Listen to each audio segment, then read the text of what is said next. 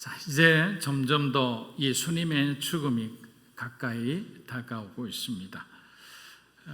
오늘이 이제 고난주간 다섯째 날이 목요일로 여러분들이 생각하시면 됩니다. 성경의 날이 주님은 제자들과 함께 목요일 밤이죠. 최후의 유월절 만찬의 시간을 보내셨습니다. 그런데 예수님께서 잡히시던 밤에 하필이면 왜 성만찬 예식을 거행하셨을까요?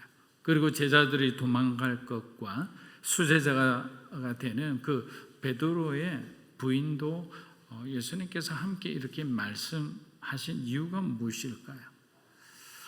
사랑하는 여러분, 성만찬의 메시지의 그 핵심이 무엇인지를 우리는 잘 알고 있어야 됩니다. 그것은 바로 그리스도와의 연합입니다. 우리가 하나님과 하나 된다라는 의미이죠.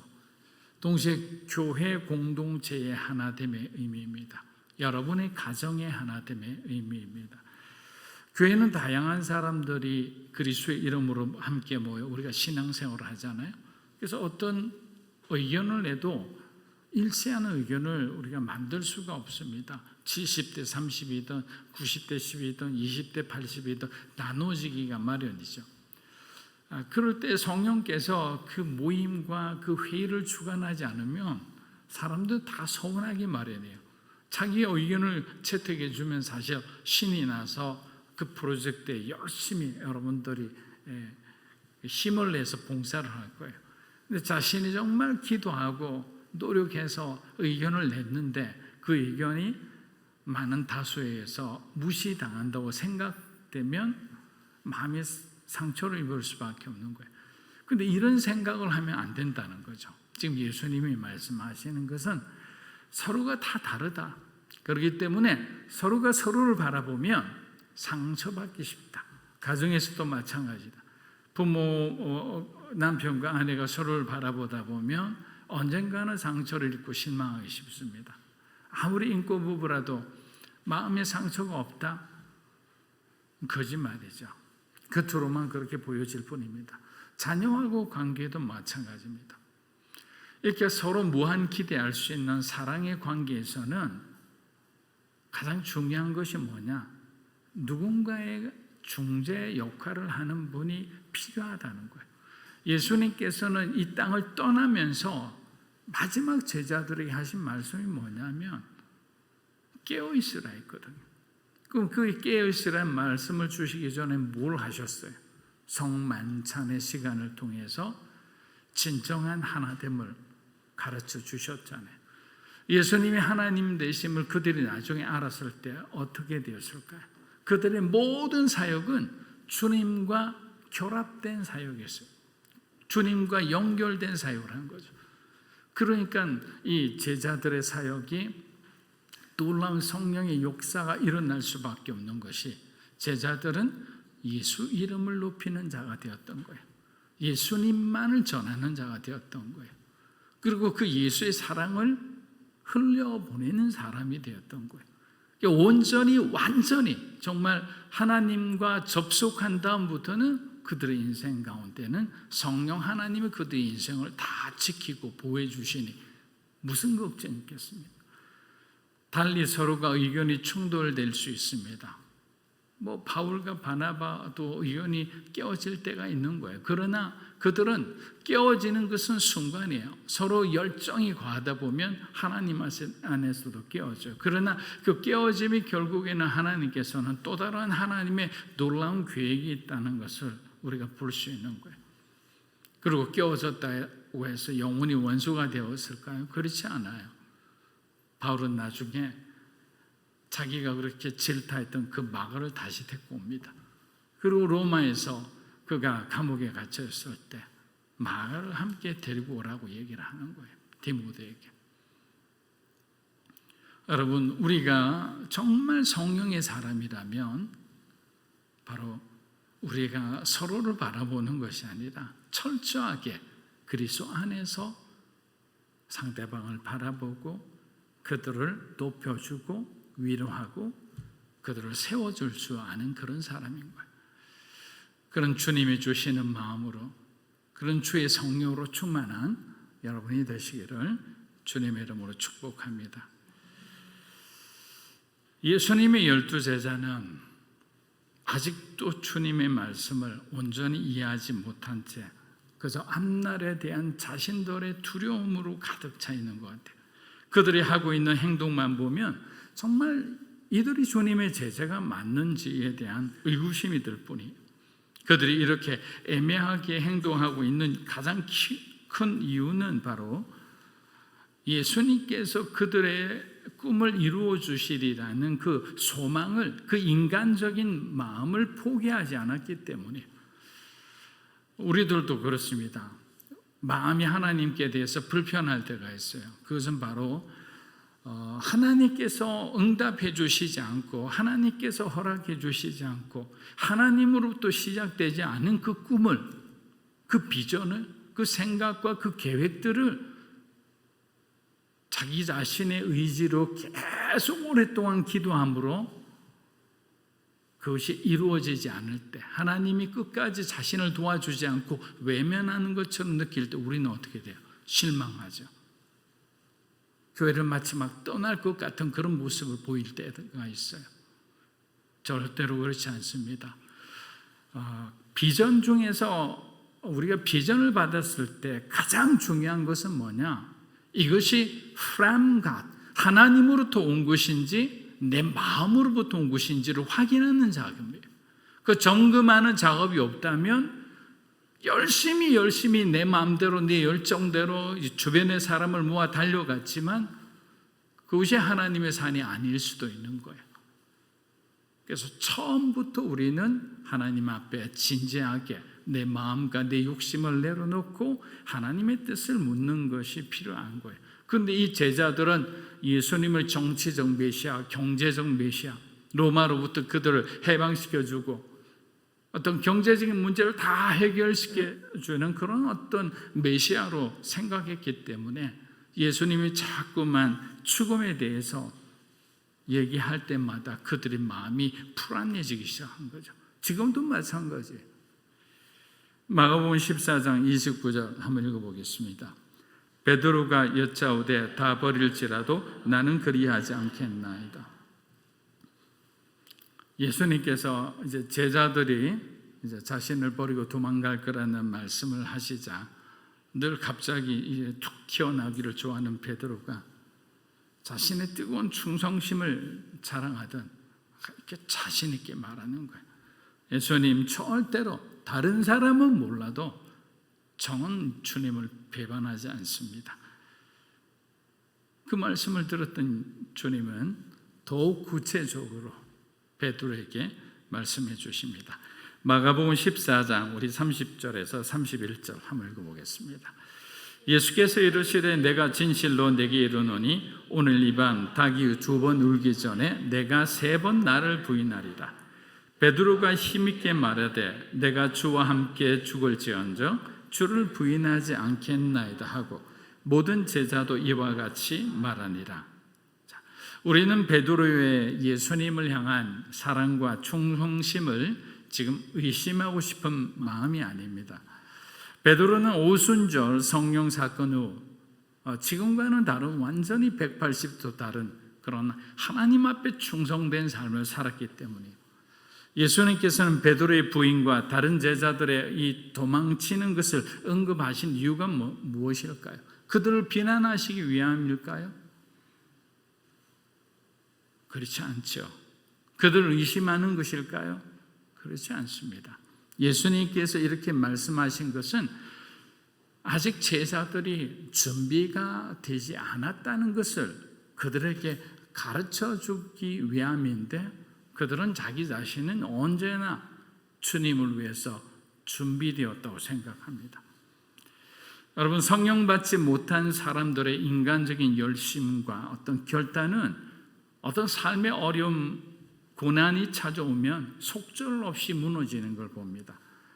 여러분, 목숨이 위기가 찾아오면 살기 위해 거짓말도 하고 자기가 살기 위해서 다른 사람을 팔기도 하는 것이 인간 안에 있는 그 죄의 속성에 아주 추악한 한 단면이기도 합니다. 그런데 성령 받은 제자들은 어떻게 했습니까? 여러분, 제자들에게 순교하는 장면들을 한번 읽어보세요. 도마 같은 경우에는 끓는 물에 그냥 삼켜 죽었잖아요.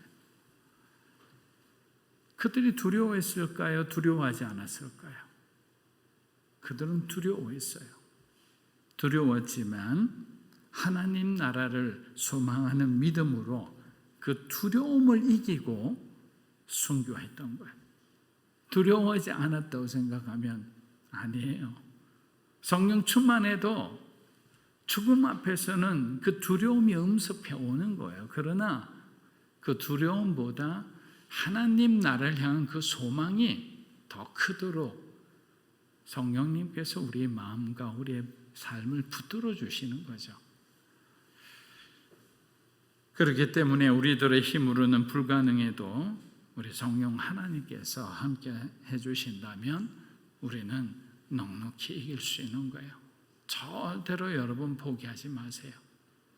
하나님께서 지금 우리의 삶의 형편을 잘 아시고 우리를 도와주시리라 믿습니다.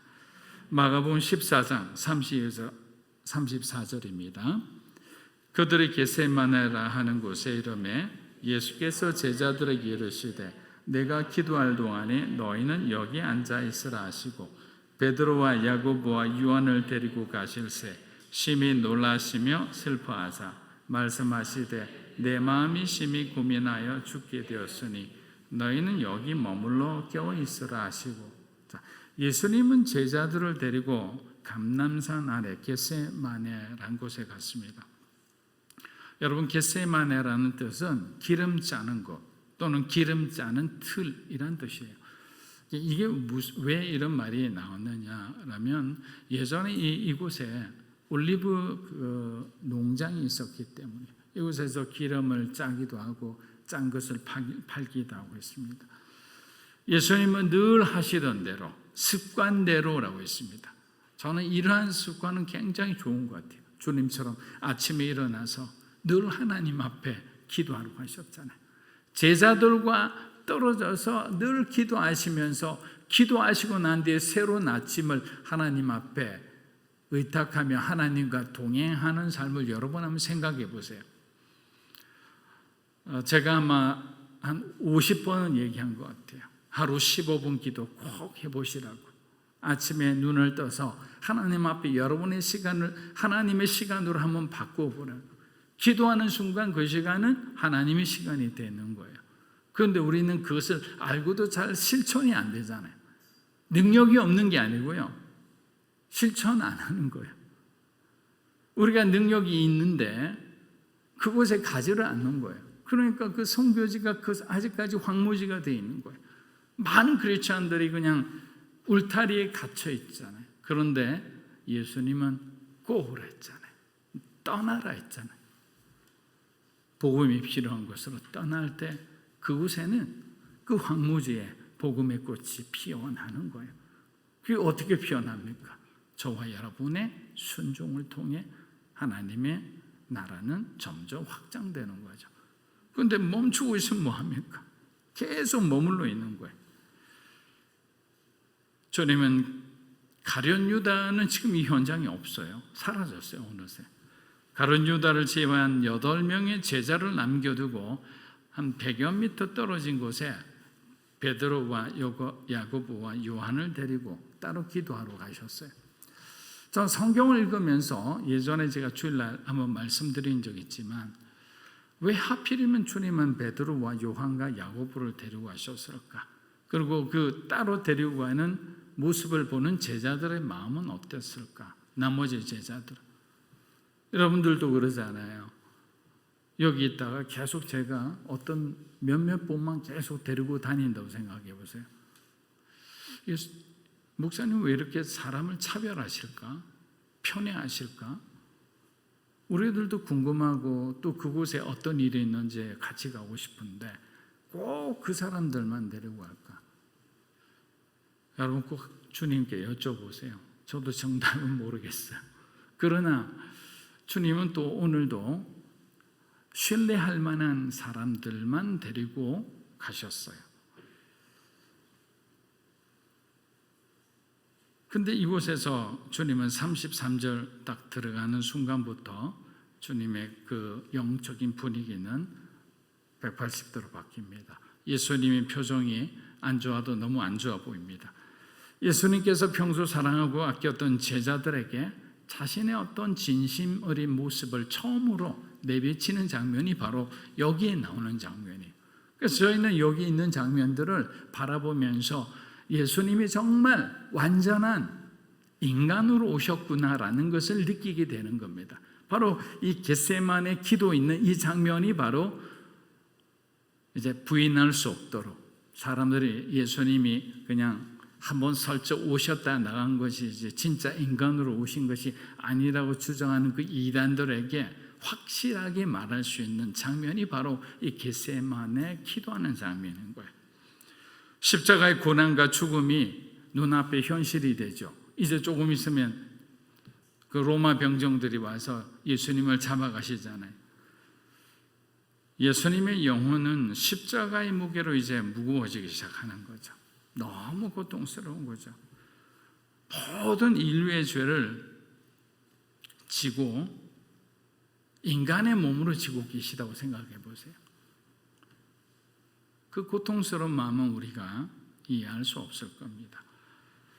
우리는 너무도 자주 예수님께서 완전한 인간의 모습으로 이 땅에 오셨음을 잊어버립니다.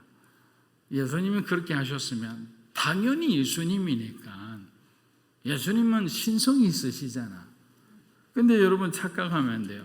예수님 안에 있는 신성이 한번 작용하면 어떻게 될까요? 한 번이라도 예수님이 그 신성을 발휘하셨다면 예수님의 공생의 사역은 무효가 되는 거예요.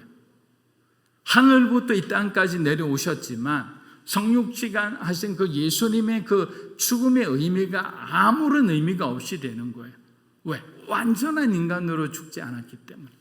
그래서 마귀는 예수님께서 이제 공생의 사역을 선포하고 세례 요한으로부터 기름 부음 받고 난 뒤에 시작하자마자 마귀가 40일 동안 광야에서 예수님을 시험하셨죠.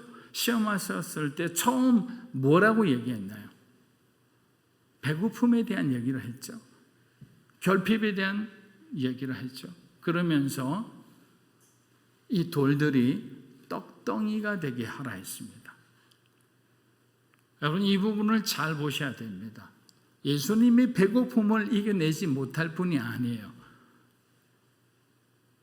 그런데 사단이 이야기한 것은 뭐냐? 너에게 있는 능력을 한번 발휘해봐. 너는 이 돌들을 가지고 떡을 만들 수 있잖아. 한번 만들어봐. 만들어보면 네가 먹을 수도 있고 나눠 먹을 수도 있잖아. 왜 근데 네 안에 있는 능력을 왜 감춰? 그런데 그렇게 능력을 발휘하는 동시에 예수님은 인간으로서의 죽어야 하는 그 사명을 실패하게 되는 거예요. 사랑하는 여러분, 주님은 완전한 인간이자 완전한 하나님으로 이 땅에 오신 거예요. 그렇기 때문에 예수님은 지금 예수님의 인성은 이 죄의 무게로 인해서 어마어마한 어떤 고통 가운데 계셨던 거예요. 만약에 신성이셨다면 어떻게 될까요? 충분히 이겨내시죠.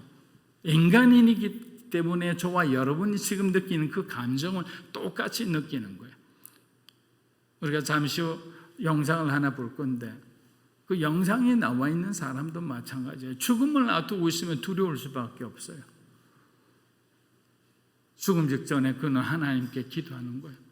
하나님, 용감하게 죽을 수 있도록 제게 용기를 달라고. 우리도 그렇게 해야 되지 않겠습니까? 그리스도인으로서 당당하게 살 수 있도록 하나님 내게 용기와 믿음을 달라고. 우리가 손해본들, 사람들이 우리를 무시한다 하더라도 우리는 하나님의 자녀잖아요. 그분의 능력이 우리에게 주어졌잖아요. 그런데 왜 두려워하세요? 왜 주저하십니까? 죽음조차도 두려워하지 않았다면 저와 여러분도 그 길을 넉넉히 갈 수 있는 사람들이에요. 누가복음 22장 41에서 44절입니다. 그들을 떠나 돌들 질 만큼 가서 무릎을 꿇고 기도하여 아버지여, 만일 아버지의 뜻이거든 이 잔을 내게서 옮기시옵소서. 그러나 아버지의 원대로 되기를 원하나이다 하시니 천사가 하늘로부터 예수께 나타나 힘을 더하더라. 예수께서 힘쓰고 애서 땀이 땅에 떨어지는 핏방울 같이 되었더라. 자, 유대인들은 보통 이렇게 서서 기도합니다. 이렇게. 근데 그들이 만약에 간절한 기도를 드린 다음에 손을 들고 하죠. 그런데 예수님 지금 무릎을 꿇고 기도하고 계십니다. 마가복음에는 뭐라고 되어 있느냐면 땅에 엎드려 기도했다. 여러분, 땅바닥에 부복한다는 의미는 무슨 의미입니까? 모든 결정권은 하나님께 있으니 나는 하나님의 뜻에 순종하겠습니다라는 뜻이에요. 환경이 우겨삼을 당하고 있으면 출구가 보이지가 않아요. 계속 사람들과 부딪히는 그런 어떤 어려움에 있으면 마음의 평안이 없어요. 우리는 그럴 때 어떻게 해야 합니까? 우리 힘으로 할 수 없어요. 하나님이 그 문을 열어주셔야만 하는 거예요. 하나님이 우리 마음의 평화를 주셔야만 하는 거예요. 그러기 위해서는 우리는 무릎 꿇고 엎드리는 거예요. 무릎 꿇고 엎드리는 것을 잘하는 사람이 되어야 해요. 그리스도인들은. 그것이 순종의 마음이잖아요. 겸손한 거잖아요. 높아질수록 우리는 그 무릎 꿇고 엎드리는 것을 하지 못하는데 예수님의 모습을 보면서 우리는 똑같이 그렇게 살아야 되겠다는 그런 마음을 가지지 않나요? 주님도 무릎 꿇고 엎드렸다면 내가 왜 하나님 앞에 무릎 꿇고 엎드리지 못하는가? 내 생각과 내 주장이 얼마나 똑똑하다고 나는 이것을 계속 주장하고 살아가는가? 내려놓으셔야 합니다. 여러분, 42절을 보면 자칫 오해하기 쉬운 예수님의 기도 내용이 담겨져 있죠. 만일 아버지의 뜻이거든 이 잔을 내게서 옮기소서. 사람들은 정말 이거 가지고 굉장히 논란이 많았어요. 그럼 예수님께서 이 잔을 옮겨달라고 하신 이유가 무엇일까요? 여러분은 뭐라고 생각하십니까? 왜 잔을 옮겨달라고 하셨을까요? 첫째 이유는 예수님은 앞서 말씀드린 것처럼 인간으로서의 죽음의 공포와 두려움을 느끼고 계셨기 때문이에요. 예수님은 두려우셨어요. 그리고 앞으로 겪게 될 그 고난들에 대한 고난들을 피하고 싶은 마음이었어요. 인간 예수의 모습은 우리들과 똑같은 마음이에요. 두 번째 이유는 신성을 가진 예수님의 고통 때문에 사실은 이게 더 크다고 봅니다. 하나님은 삼위의 하나님은 영원 전부터 영원까지 단 한 번도 단절되거나 분리된 적이 없으세요. 그런데 예수님이 이 땅에 내려오셨을 때 가장 고민한 것이 무엇일까? 제가 생각해 보기에는 인성의 어떤 부담이 아니라 신성의 어떤 고통과 아픔이라고 생각해요. 왜냐하면 예수님이 십자가에서 죽으시는 순간부터 3일 동안 예수님은 철저하게 아버지한테 버려져야 되기 때문입니다. 아버지와 분리되고 버려지는 이 삶의 시간을, 이 고통의 3일의 시간을 어떻게 견뎌낼까? 그냥 신들의 세계니까 우리는 잘 모르죠. 그만큼 주님께는 너무나 고통스러운 시간이었던 겁니다. 하지만 주님은 자신의 뜻대로 하지 않으시고 아버지 뜻대로 하시기를 보입니다. 여러분, 이 부분이 제일 중요합니다. 우리가 때로는 마음대로 살 때가 있죠. 때로는 하나님 뜻대로 열심히 살았더니 좋은 결과가 있을 때도 있습니다. 그러나 중요한 것은 그 중심, 우리의 삶의 중심에 순종이 있느냐 없느냐입니다. 계산했더니 너무나 고통스러운 거예요. 그러나 결론은 뭐냐? 순종으로 가는 거예요. 사랑하는 여러분, 여러분의 삶의 마지막 고백은 순종이 되기를 주의 이름으로 축복합니다. 순종이 되세요. 이해가 되지 않아도 순종하세요. 지금 앞이 아무것도 보이지 않아도 말씀 따라가세요. 말씀 따라가면 그곳에 구원이 있습니다. 그곳에 주님의 능력이 있어요. 감정으로 행하거나 어떤 사람의 말을 듣고 그 환경을 이기려고 하다가 오히려 어려워지는 경우가 많은 거예요. 마가복음 14장 37에서 38절입니다. 돌아오사 제자들이 자는 것을 보시고 베드로에게 말씀하시되 시몬아 자느냐 내가 한 시간도 깨울 수 없더냐 시험에 들지 않게 깨어있어 기도하라.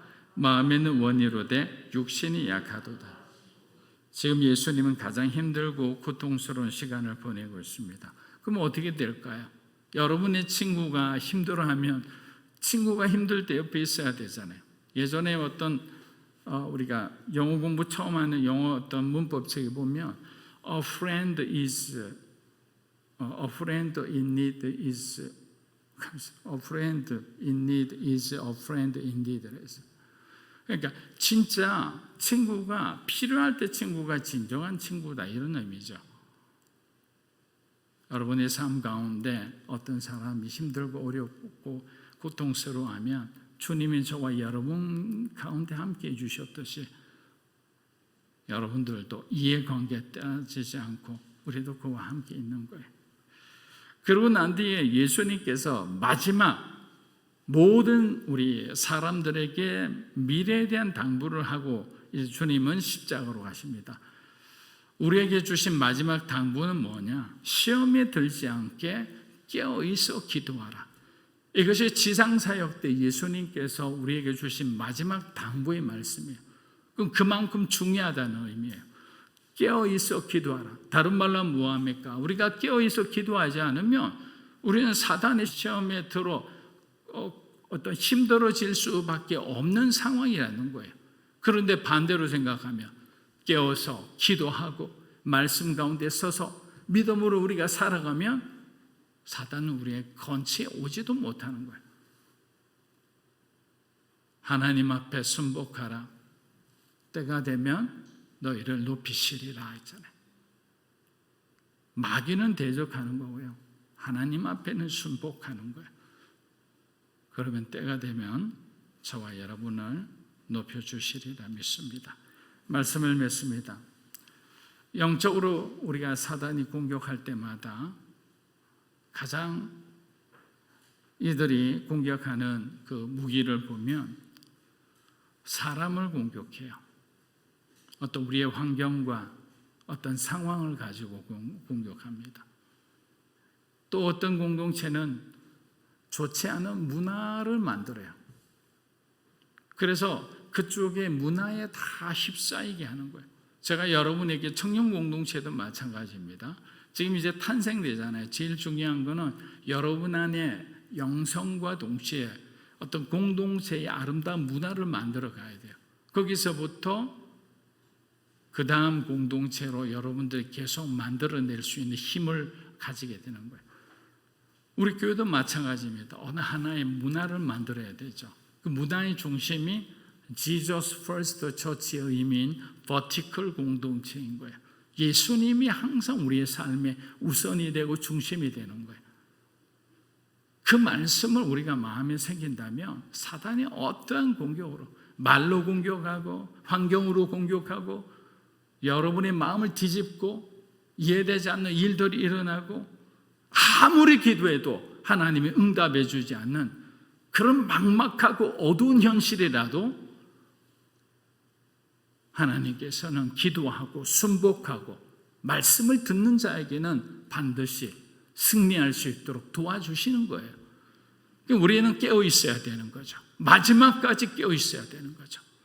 주님의 그 영적인 그 말씀의 금을 들고 세상으로 나아가서 세상에 죽어가는 그 영혼들을 구원하기 위해서는 우리가 깨어있어 하나님의 그 사명을 받은 자로서의 삶을 당당하게 살아갈 때 우리는 변화될 것이고 세상은 변화될 수밖에 없는 거예요.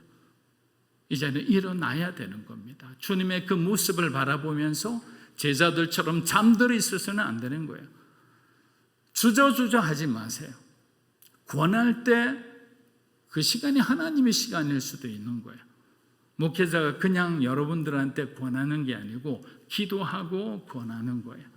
여러분에게 이러한 시간들이 있으면 어떨까라는 생각을 하는 거죠. 이렇게 쭉 보면요, 매일 보지만 어떨 때는 여러분들의 영적인 상황이 보여요. 과장하면 기도하면서 설교를 해요. 하나님, 이분에게 마음이 이렇게 좀 풀려서 하나님의 말씀을 들을 수 있도록 도와주세요. 계속 주무시면 제가 계속 그분만 보고 설교를 할 수밖에 없죠. 여러분, 주님은 우리 가장 가까이 계시는 좋으신 하나님이세요. 그 하나님과 동행하는 여러분이 되시기를 주의 이름으로 축복합니다.